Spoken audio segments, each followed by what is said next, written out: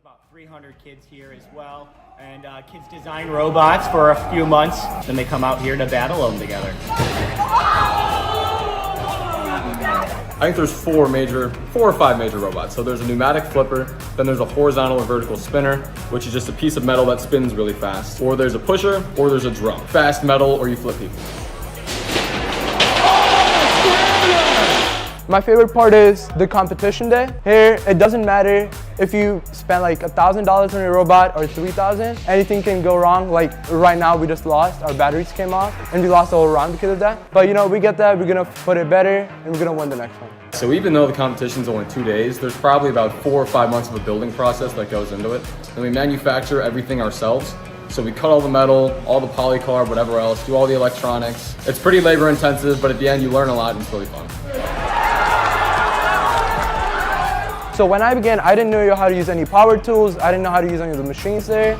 But now I know a lot more than from what I knew in the beginning. I think even if you think it might not be for you, give it a shot. Just go in for a couple meetings and see if you like it or not. Spatula driving footlong into the corner. My hope is that along with robotics, from what I learned and what I can use for future applications, it can help me get into a good school and get a good education. I think my favorite part is really the beginning of robots and just seeing all the kids' excitement, and they're just so jacked to be here, and you know, seeing all their hard work come to fruition.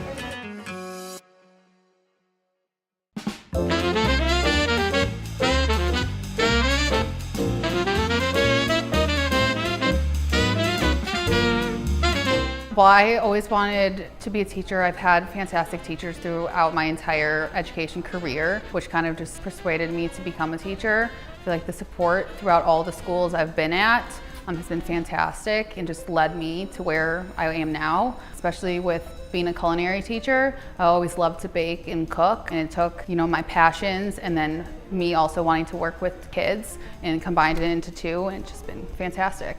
Someone did the chocolate chip measure. You can add a little bit more if you would like. Growing up, I went to Prospect. Coming back here has been fantastic. I feel all the support from everyone in the building, students and staff overall. It's just been great. It's been a great experience, especially being so young. 10 seconds, turn it off, and then scrape it down. 10 seconds? Yeah, because you don't want to overmix it. Being a culinary teacher is so fun.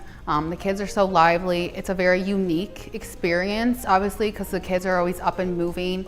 The kids cook every day. I think it's a nice break too for them, because obviously they're not sitting down for the full 80 minutes. They're up doing things. They're learning life skills. So I switched my major during my college years. I switched from elementary ed to secondary ed. Dual credit allowed me to do that. I did multiple dual credit classes in high school throughout a whole range of different things. They helped a ton. They saved me a bunch of time and money. If I didn't have those dual credit classes, I would still be in college right now rather than teaching, because I would have been in college an extra year. But the dual credit classes saved me, and in the long run, they helped me so much and helped me jumpstart my career. Oh yeah. I encourage all students to take any of these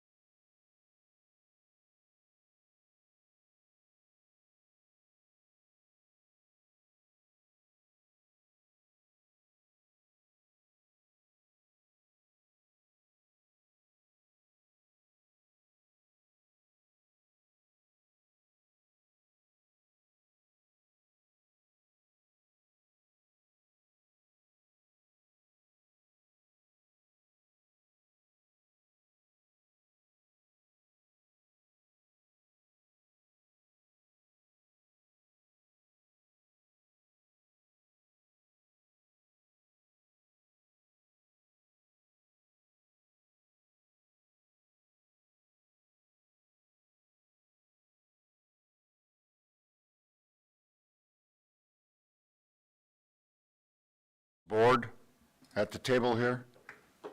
We could spend 3-4 meetings talking about whether we ought to have an if or a the in a sentence. One of the greatest things was going with press through ISB, and that was probably 15 years ago, probably, at least, maybe 20. And all the policies had to be reviewed at that time and brought up to speed with IASB. The interesting thing about the policies, if you've never seen a policy book, we have 3 binders, and they are 3 big ring binders this thick. And the policies that were mentioned here today, many of those reflect and have additional pages that came with this packages, where they used to be 2 pages, they're now 3 pages. Everything we do is in the policy. You can't do anything without following some policy or violating some policy. So it's really a process to go through these, understand what it is. Mrs. Keys has to know what it is so she can advise the superintendent and, of course, the president. But it's a very, very detailed process, and I've always been excited about the fact that we're now into a situation where we don't have to develop the policies because we didn't do a very good job of it. Thank you. We're back to live streaming. Okay. Thank you, Mr. Dustling. Anyone else? This admin procedures is a new initiative of the association, and the association only took a few member districts to embark on this mission of reviewing procedures. And I think, Ms. Keys, I know it's been a lot of work, but it seemed like you were excited to do it, so, yeah. Important work isn't always fun work. Yeah, well, so It's important. I did talk to the association executive director about this, and since it's the first year of doing this, and kind of tweak a few things with the program, but yeah, I think we have Press Plus as the one that we subscribe to. Okay, appreciate it. Thank you. Teaching and learning, Dr. Lopez. Yes, thank you so much, President Kreitzer. I wanted to start with an acknowledgement first. So this is the first annual Department of Labor Youth Apprenticeship Week. And in celebration earlier this evening, we recognized 44 youth apprentices who have completed their experience. We've also hosted visitors from Montgomery County School District, facilitated and participated in several webinars, and most importantly, our Hersey High School student, Emily Son, who's a manufacturing apprentice with Demji, a plastic injection molder manufacturer in Elk Grove Village, was a featured speaker at a Youth Apprenticeship Summit in Washington, D.C. that was hosted by the U.S. Department of Labor. So Emily had taken Project Lead the Way classes, manufacturing classes with us, and she was also on the track on Monday in Joliet with her high mileage vehicle that she helped build with the other students on her team. And during her apprenticeship, Emily worked all aspects of the operation of the business, including earning a forklift operator license when she turned 18 during the year, and researched and implemented a new lighting design system that they actually used. So she's now been hired full-time at Denji after she graduates while she continues her studies, so we're very proud of her, and I wanted to mention that. So this evening on the agenda is the Student Services Report. The purpose of the Student Services presentation to the Board of Education is to share the data and provide an overview of the services, initiatives, and accomplishments that have occurred throughout the year within Student Services and Special Ed.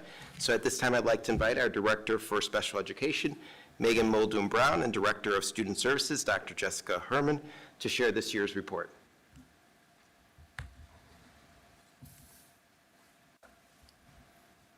Good evening. Thank you very much for the opportunity to present tonight about the amazing work happening in Student Services and Special Education. My name is Jessica Herman, and I'm the Director for Student Services. And I'm Megan Muldoon-Brown. I'm the Director for Special Ed.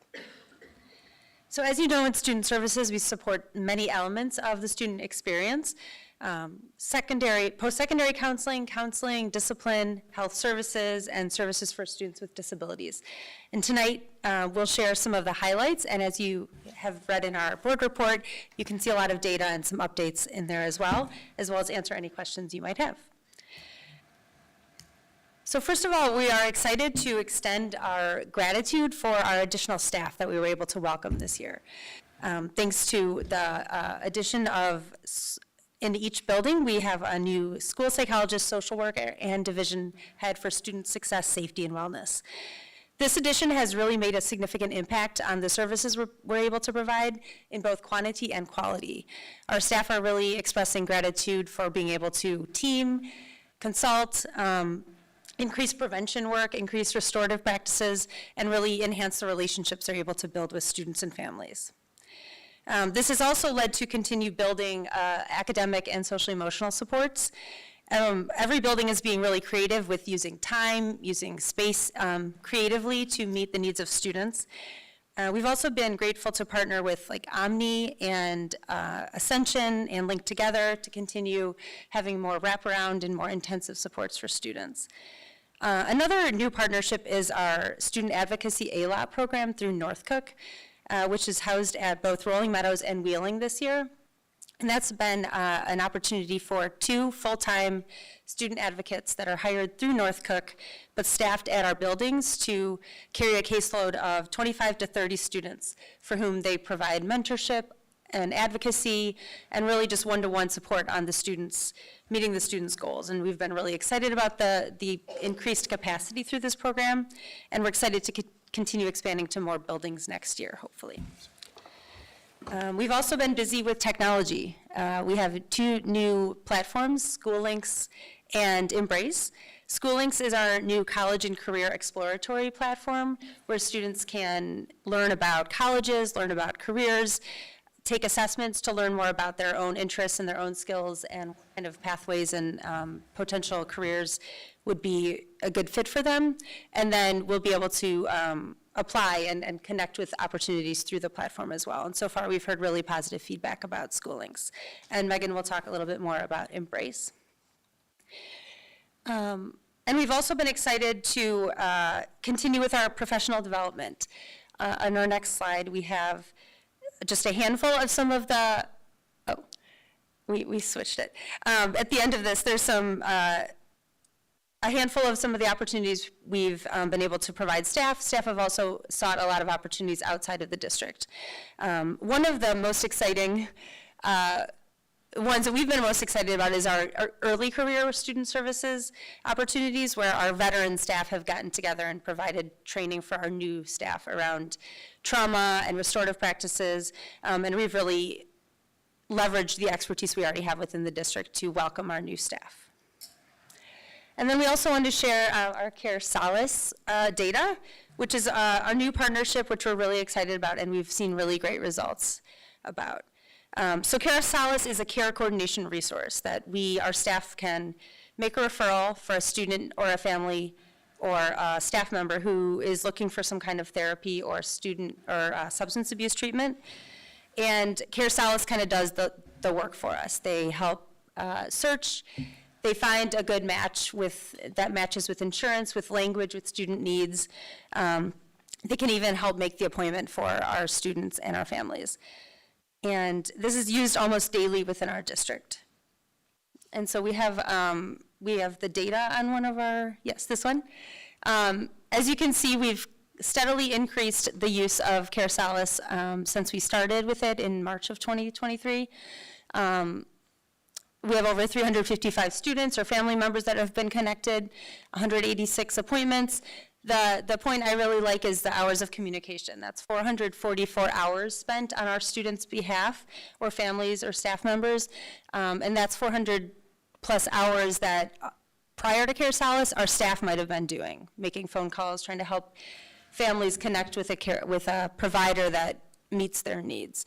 And so this has been really, and now we have that time back to work directly with students. This has been a really beneficial program, and we're really grateful for that.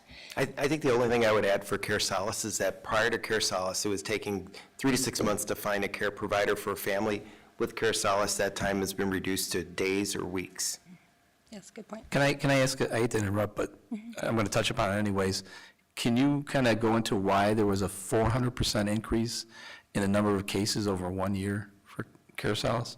If you do the math from 72 to 355, it's 400 times. Yeah, I think people just were starting to use it. June 1st was very new with the program. We continued to provide a lot of trainings over the summer and in the fall, and I think that helped with a lot of refreshers. We also had additional staff using it. So I think as we continued to make everybody aware of it, they started to use it more. Also, as you can see, our anonymous searches go into that. And as we continue to let our staff and our community know about it, like it's on our website, information goes out in publications, those also go into the cases. So the more people know about it, the more they're using it. And then our next slide is just a few testimonials from our community itself, talking about how their use of Carousel and their experience thus far. So now I'll turn it over to Megan for some highlights about special education. Sorry, just getting the microphone right. So thank you again for the opportunity to present tonight and all the hard work and accomplishments that have occurred in our student services and special ed departments. It's been a wonderful year in special ed, and our programs are flourishing. I'm going to highlight a few different initiatives that our teams have focused on throughout the school year in order to address the increasingly complex needs of our students. First off, I'd like to highlight, I know Jessica mentioned earlier, Embrace, our new IEP platform. At first glance, this would not seem like a significant accomplishment, but the work that goes into a successful transition, the work has been extensive. The IEP platform not only stores our paperwork, but ensures compliance with federal and state law, and we look forward to a more streamlined platform to also include our Medicaid funding information and tracking, as well as Section 504 paperwork. Our building division heads really spearheaded this training and implementation, especially Katie Druger from Hersey, Christine Pasquazi from CLS, who pitched in with their expertise to help the other buildings transition. And then monthly training sessions addressing issues and legal compliance for special education and student services further supported this initiative. Next, I'd like to highlight the focus on vocational experiences for our students in special ed. Our special ed div heads and transition specialists have been partnering with Career Discovery and getting creative with the infusion of vocational activities in course curriculum, field trips, micro businesses, and even within related services delivery in order to create exposure throughout the high school experience. Our coffee carts and delivery services continue to flourish, from the new cafeteria kiosk for Bison Grounds to the mushing delivery services for Brewed Awakenings at Hersey, and onward to the ever-developing expansion of Forest Brew in the specialized schools. Additional micro-businesses and pop-up shops have included Hot Cocoa in a Jar for Molly Meadows' Amped-On Algebra class, and strawberry plants grown and sold by CLS students. Our life teams have hosted a variety of pop-up shops and cafe experiences, and I hope some of you were able to enjoy. I know I could not have been more delighted by the teamwork I witnessed during the breakfast cafe pop-up during the fall, the pride our students took in their roles, whether that was hosting, serving, cooking, cleaning, and the communication and teamwork demonstrated to execute a successful dining experience. And the pancakes, of course, were delicious. Students also explore their career pathways by working in the community at a variety of sites supported by the Career Discovery Program. Students learn about various post-secondary options through working with their counselors, case managers, transition specialists, and attending a variety of field trips geared towards their interests and pathways. This year, our students visited Elmhurst University and the ELSA program, a variety of programs at Harper, an exploration of various trades, including a visit to the Mid-America Carpenters Union and Triton's Autos programs, just to name a few. Our teams have placed immense priority on a targeted post-secondary planning process with the understanding that their need for exploration and development starts now. Next, I'm going to discuss the continuum of services within each of our buildings. Our population of special ed students requiring significant services continues to grow in both intensity and complexity. So across December of 2022 to December of 2023, we have seen a 5% increase overall in the number of students with IEPs in our district. And this includes slight growth in the eligibility categories of other health impairment and emotional disability, which I believe is likely reflective of the national adolescent mental health crisis. We've also observed a slight decrease in our least restrictive setting, so meaning students taking mostly general education classes, and slight increase in more restrictive settings, so mostly special ed classes. This shift has consistently occurred over the last 5 years, reflecting the adjustments we've been making within our buildings to support students with more significant needs. We've also seen an increase in the number of students requiring off-site placements in therapeutic day school and residential settings due to the intensity of safety and mental health needs. In order to address the growing needs of students in our district, we've worked to build our continuum of services. So 3 of our comprehensive high school sites currently host programming that provides increased structure, supervision, social emotional learning support, and limited transitions within the building. And the purpose of these programs is to increase consistency and predictability in students' environments, provide therapeutic milieu, and to promote the use of coping skills, healthy problem solving, and progress towards graduation requirements. Our other 3 buildings continue to gather data for intentional program development to target specific student needs of this nature. Students who've participated in these programs, for example, at Wheeling and Rolling Meadows sites, have earned more credits, increased school engagement, and remained within their home school setting, which is crucial to their sense of community and belonging. Our CLS, URISE, and LIFE programs also continue to expand with growing student populations, and we've seen increased partnerships with students in general ed programming through electives, extracurriculars, and events within our school communities. Strengthening students' sense of belonging and connection has been a significant initiative this year across our programs, improving engagement in classrooms and school communities. At Buffalo Grove, case managers and student services staff reached out individually to connect students with various after-school activities.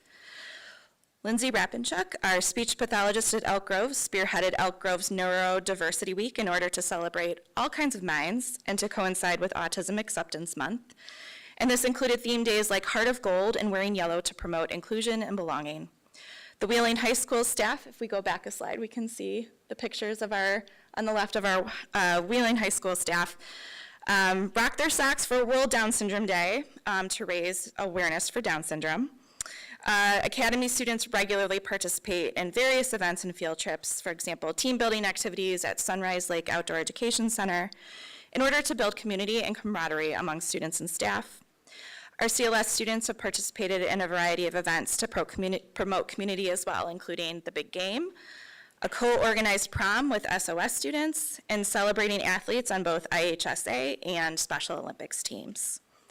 Our Special Olympics athletes have celebrated medals in floor hockey, skiing, snowshoeing, and 2 athletes have qualified for summer track and field competitions. I know I had the pleasure of helping out at one of our basketball practices in the winter, and it was this amazing sight to behold, witnessing the communication, organization, and hard work of 50+ athletes with special needs, along with their highly committed coaches, led by Nicole McCormick.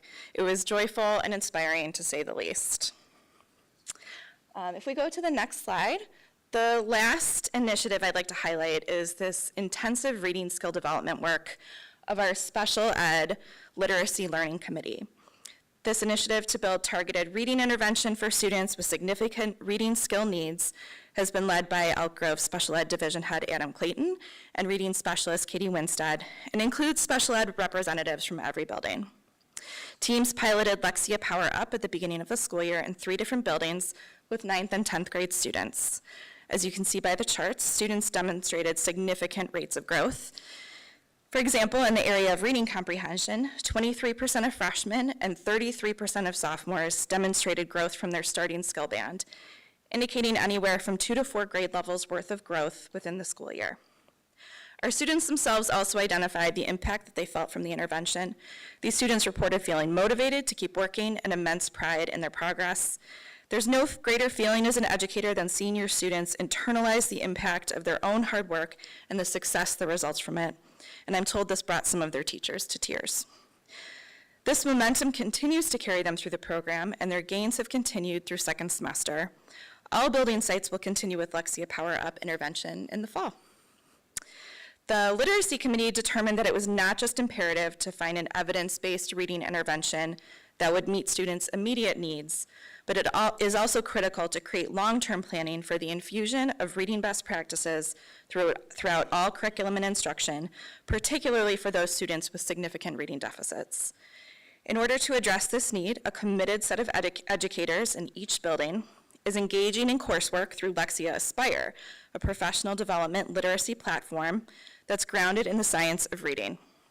This group of educators has engaged in monthly professional development sessions and completed 4 courses within the sequence. The work has centered around discussion of how to apply this knowledge of literacy instruction to daily lesson design and implementation strategies. These teachers also report greater confidence in applying these strategies in their classrooms. While we celebrate wrapping up the school year and all of the wonderful work our buildings have been engaging in, we look forward to the next year and building upon our progress and enhancing and innovating with our amazing building and district teams. We're so thankful for the board and Dr. Rowe's support, Dr. Lopez, for providing the resources we need to continue with this meaningful work. And as a token of our department's appreciation, please enjoy coffee mugs with the updated Bison Grounds logo sent by Buffalo Grove, which was designed in collaboration with our special ed students, as well as individualized friendship bracelets made by the students in the EG Creates Lab from Elk Grove High School as a promotion during Neurodiversity Week. Our students enjoy connecting with their classmates and school communities, and we wanted to share these tokens with you as an example of the amazing hard work from our students and their supporting staff members, and to thank you all for your support. And we are now happy to take any questions. Thank you. Appreciate it. Board members? I got a question. Okay, so reading through the individual passages for each of the high schools, I thought they were incredible. It was very uplifting. I like the fact that they focused a lot on social, emotional skills, self-sufficiencies, all that. And I apologize because I don't want this to be intended as a gotcha question, but the one thing I thought it was lacking is that I felt in the 6 schools that you guys were missing data, objective data. There really wasn't any numbers like there was. So some examples, so in the academy you said there was a 10% growth in the A, B's, and C's that were achieved by students. In Vanguard you said they completed 50 more courses than they did the previous year. And in the Career Center, over 100 college credits compared to last year. So those are things that I feel are measurable, but when I looked at the 6 schools, other than that reading development skills that you kind of showed on the screen for Elk Grove High School, there wasn't really anything there that was measurable. It was just kind of increase, or it didn't really say much. So that's my only suggestion for next year's presentation. Thank you. Thank you. Board members? Go ahead, Mr. Dessling. I remember back in 2022 when we were coming out of COVID and we recognized that we had some mental health issues.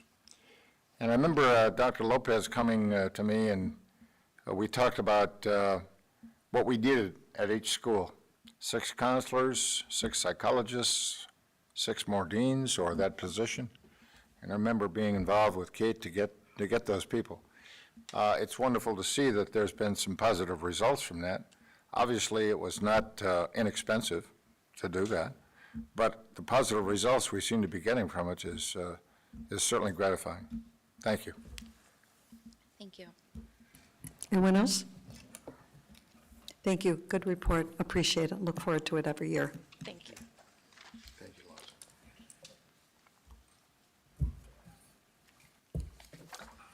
Board member updates. Who would like to start? Mr. Dessling, would you like to start? Yes, I do. I was at the NJROTC Awards Night last night, which was marvelous up at Wheeling High School.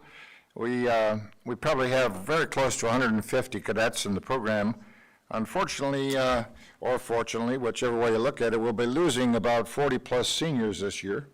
And that was a very, very active group for them. The Commander Byer, and Senior Chief Cotillier did a marvelous job with the ceremony. Over 40 medals were given. There were candidates. I think there were 3 or 4 candidates selected for academies, a couple for the Air Force Academy. Then we got to see the change of command ceremony, which, if you've ever been in the military, is very interesting, and it's very formal. Because you're losing a commander, but you're gaining you're gaining a new one. So it was a very interesting ceremony, very well done, and they should be complimented on that. The other thing I did is last Sunday I went over to Hershey to their auto show, which was put together by Jim Van Bladel, who's the automotive instructor at Hershey. This is the second year they did it. They probably had 100+ cars there, and all of the donations, and the Service Over Self SOS group from Hershey was helping them out. But all the monies that they make from that goes to special organizations in the area, Lemons of Love, Jerry's Cafe they did last year, so they really donated, and they had probably 20 of the students from Service Over Self that were involved. It was very, very interesting. A lot of people there. Thank you. Thank you, Mr. Dessling. Mr. Walker? I'll start by talking about the culinary competition that was held on, why are you laughing? I just love eating, that's all. On April 26th. It was my first time being there. I've attended things at Buffalo Grove for the culinary arts before, but this was such an amazing tradition that's been started by Senator Ann Gillespie and the educators that are there and all the students looking at them.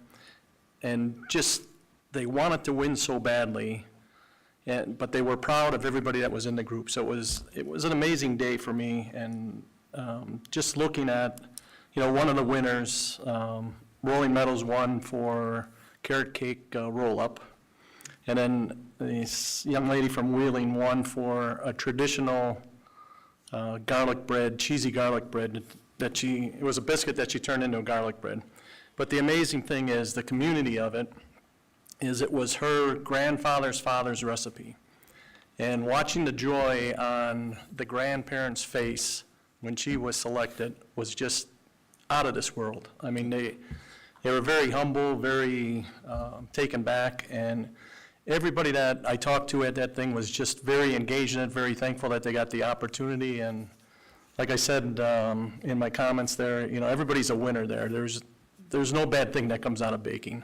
So I was happy to be included in that, and just support everything there. In addition to that, I have a couple announcements. We have the Community Education Summer Registration that opened on May 7th. Classes begin on June 10th. For info and to register, go to ce.d214.org. And then, Frank, I know you're on the foundation, but I had to make mention that the Top Golf event, mark your calendars for September 5th. Registration will be open next week. Go to 214foundation.org. And remember, it's going to be hopefully a par tee, and we want to see everybody there.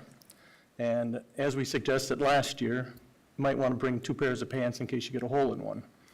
So mark your calendars for that. And that concludes my report. Thank you. Okay, then, Mr. Fiorito. I got to top that. Okay. I attended the District 214 African American Teen Summit. I know, Nicole, you were there. I think it was Dr. Bryson. Did I get that right? Yes. So he was the speaker, and his presentation was amazing, especially the message that still resonates with me today to the young adults that were present, and that is the front row philosophy that he talked about. And it was really very engaging, and his message was spot on. I have 2 things. Just going to talk about the state competitions. I want to give a shout out to Ms. Faraza from Hershey, as she's leading her badminton team to the state championships at DeKalb, along with 3 or 4 of our other schools have representatives as well. And I also want to wish good luck to all the boys and girls water polo teams from our District 214 schools that are competing this week in the IHSA sectionals. The other sports will be starting up probably in the next couple weeks: softball, soccer, girls soccer, track and field, and the boys and girls lacrosse, as well as boys baseball. But those teams are competing now. Wish them all good luck. Thank you. Thank you. Mr. Hyman? Lenny, you mentioned no bad things come out of baking. You haven't been in my kitchen. I have had fun with NJROTC awards last night, the high mileage event that was on Monday. The apprenticeship week, which was a presentation just prior to this meeting. And of course, the culinary bake-off was a great lunch for me.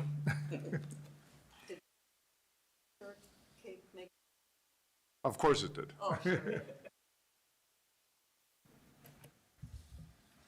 Okay, oh, good, thank you. Thank you, board members.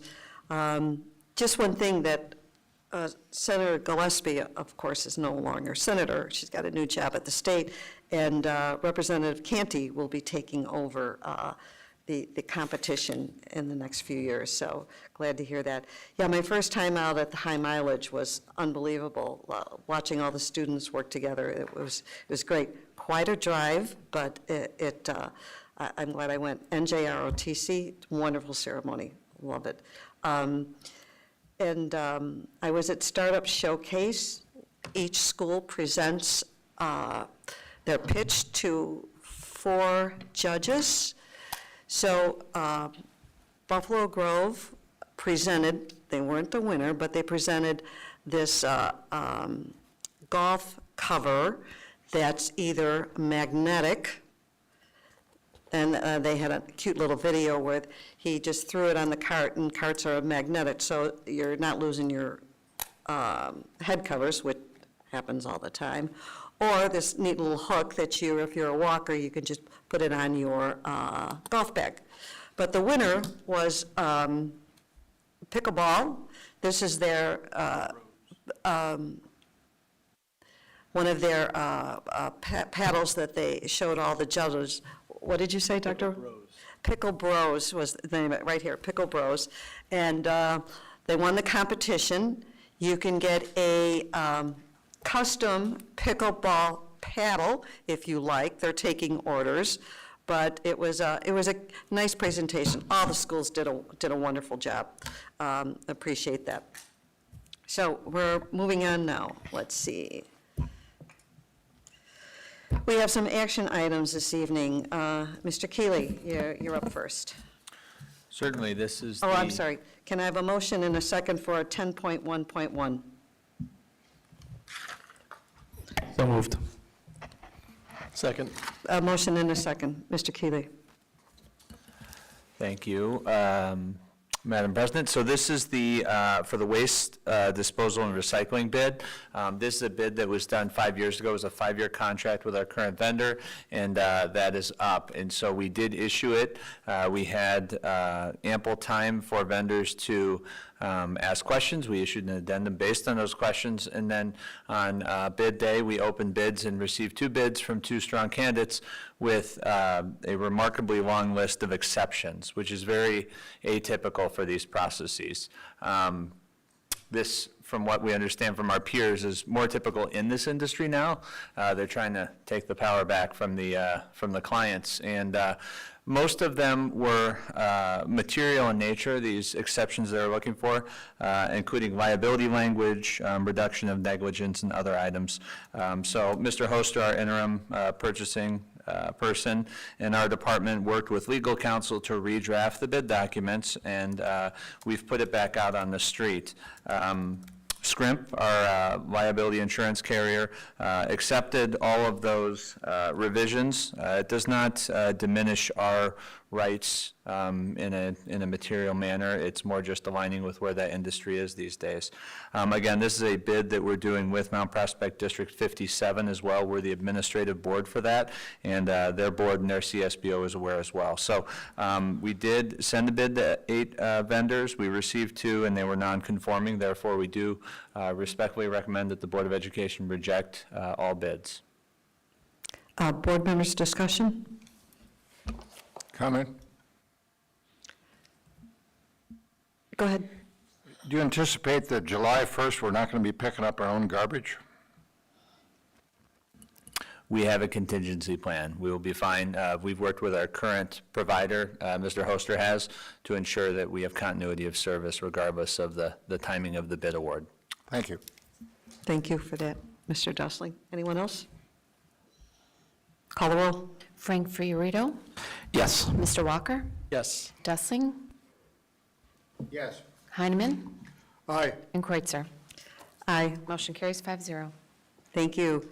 Next on the agenda is approval health trainer bid. Motion and a second, please. So moved. Second. It's been a motion and a second. Mr. Keeley? Certainly, I believe we had brought this to the board previously, this for the athletic trainer supplies. Mr. Hoster in the procurement department, Ms. Walther, they worked with the various building-based folks to account for all of the various products that are needed. As you can see, the award before you is to the lowest responsible bidder for each of those items. So you have multiple bidders and a total amount of $40,163.39 for our estimated annual usage. Therefore, we do respectfully request the board approve as presented. Discussion, board members? You know, what amazes me is we've got a number of companies in Illinois.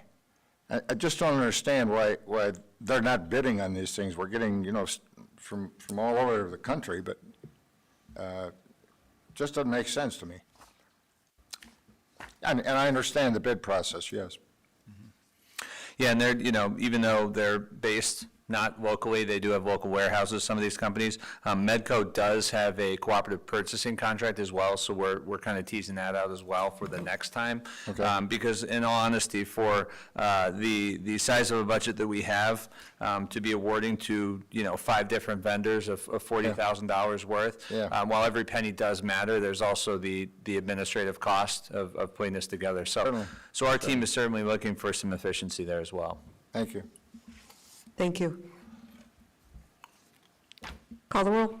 Dustling, Yes. Heineman, Aye. Fiorito, Yes. Walker, Yes. and Kreutzer. Aye. Motion carries 5-0. Thank you. Next on the agenda, approval of benefit platform business solver. Mr. Keeley? Oh, motion and a second, I'm sorry. So moved. Second. Thank you. Go ahead. Certainly, we had discussed this at the last meeting as well. Mr. Dustling, as the board member on the insurance committee, has been actively involved in this process, so I do think we had a nice discussion last time at the last board meeting. Since that time, we've been working with several sets of legal counsel because, believe it or not, our legal counsel does not do HIPAA, so they have a separate counsel for that. But we've checked every nook and cranny to make sure that the contract aligns with our needs and our plans, and we feel very confident with the contract that we have before you this evening with Benefit Solver.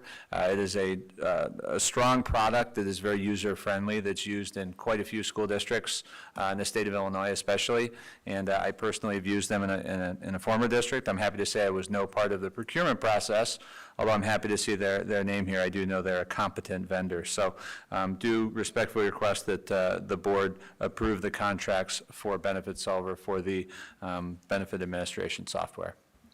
Anything to add, Mr. Dustling? Yeah, I do. When you look at the contract, you'd say, my goodness, it's extensive, but it has to be because we're dealing with the employees' benefits specifically. And experience in the past is once you sign on with these people, they can promise you everything, but they can disappear, or at least what they promise you disappears. And that's not the case here, because this program is the first window that employees are going to see when they're signing up annually for the benefit program. And in addition, the program also offers the ability for employees to query the program on their own. Certainly they can go through our services through Mr. Keeley's organization and through Kelly Janis. But the important thing is that we have the ability to manage the program and have some controls of the program that we didn't have in the past. And that's an extensive process. And I agree, this is this group that we're going to sign on with is certainly good. It has a good benefit platform for us. Thank you. Dr. Rowe, anything to add to that? Okay, great. Call the roll. Fiorito, Yes. Yes. Heineman, Aye. Walker, Yes. Kreutzer. Aye. Motion carries 5-0. Can I have a motion and a second for approval of accounts payable? So moved. Second. Been a motion, a second. Any discussion? Call the roll. Fiorito, Yes. Heineman, Aye. Dustling, Yes. Walker, Yes. and Kreutzer. Aye. approval of the NSSEO 24-25 budget resolution. Motion and a second, please. So moved. Second. Motion and a second. I really appreciate Mr. Walker's work in this, and Mr. Keeley. I know it's tough to have 8 districts in one budget, and I'm sure those meetings were a lot of discussion going on, and but I really appreciate all the work that you've done in that. Anyone else have a comment on this before we vote? I thought Gavin and Meg did a great job. It was just weird seeing the two of them instead of Julie and Judy. Okay, thank you. Call the roll. Walker. Yes. Fiorito. Yes. Dessling. Yes. Heineman. Aye. Kreutzer. Aye. Motion carries 5-0. Thank you. Motion is second for approval of March financial statements, please. So moved. Second. Motion is second. Any discussion? Call the roll. Fiorito. Yes. Heineman. Aye. Dessling. Yes. Walker. Yes. And Kreutzer. Aye. Motion carries 5-0. So we have approval of the Freedom of Information Act. Motion in a second, please. So moved. Second. Second, any comments from Mr. Mogi? Fiorito. Yes. Heineman. Aye. Dessling. Yes. Walker. Yes. And Kreutzer. Aye. Motion carries 7-0.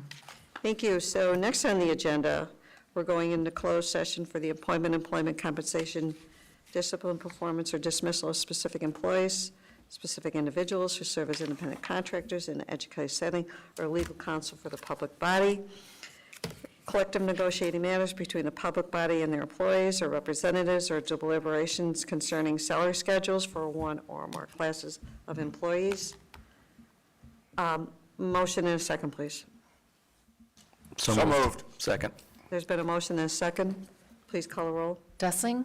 Yes. Fiorito. Yes. Heineman. Aye. Walker. Yes. And Kreutzer. Aye. Time you anticipate for closed session? I feel very confident we'll be back before 10 p.m. I think Mr. Dustin just Just making sure you're paying attention.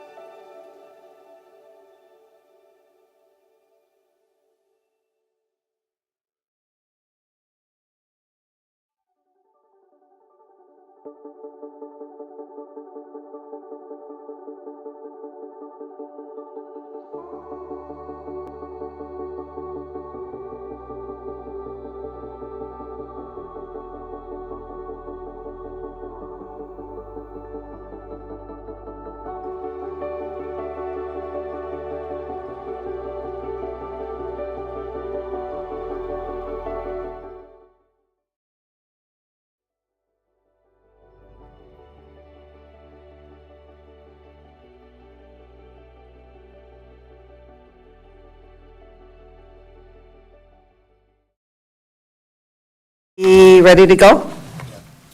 Yes? Okay. We are back from closed session, and we have 3 action items. First is 12.1. Mr. Fiorito. I make a motion to approve the personal transaction reports for May 9th as amended. Second. Motion is second. Please call the roll. Fiorito? Yes. Aye. Dustling? Yes. Walker? Yes. And Kreutzer. Aye. Motion carries 5-0. Thank you. 12.2, approval of job descriptions. Mr. Dustling. I make a motion to approve 2 new job descriptions for assistant directors in technology. So moved. Second. There's been a motion and a second. Please call the roll. Dessling. Yes. Fiorito. Yes. Heineman. Aye. Walker. Yes. And Kreitzer. Aye. Motion carries 5-0. Thank you. 12.3, dismissal of educational support personnel resolution. Mr. Fiorito. Whereas it is necessary for this Board of Education to decrease the number of educational support personnel employed by the district for the 2024-25 school year, and whereas pursuant to Section 10-23.5 of the Illinois School Code, and because of the board's decision to decrease the number of educational support personnel employed by the board, it is necessary to honorably dismiss, effective at the end of the 23-24 school year term, the educational support personnel whose name is listed on the attached Exhibit A, Personal Transaction Report 3. Now therefore be it resolved that the educational support personnel whose name is on Exhibit A, B, and hereby is honorably dismissed effective with the end of the 23-24 school term, and the superintendent be and hereby is authorized and directed to send to the aforesaid educational support personnel by certified mail or personal delivery for and on behalf of this Board of Education a notice of honorable dismissal at least 30 days prior to the end of the current school term, and this resolution shall be enforced and effective upon its adoption. Second, please. Second. Call the roll. Fiorito. Yes. Heineman. Aye. Dessling. Yes. Walker. Yes. And Kreitzer. Aye. Motion carries 5-0. It is 9:10, and I'm asking for a motion to adjourn. So moved. Motion and a second. Call the roll. Fiorito. Yes. Heineman. Aye. Walker. Yes. Dessling. Yes. Kreitzer. Aye. Motion carries 5-0. We are Good adjourned. night. Meeting adjourned.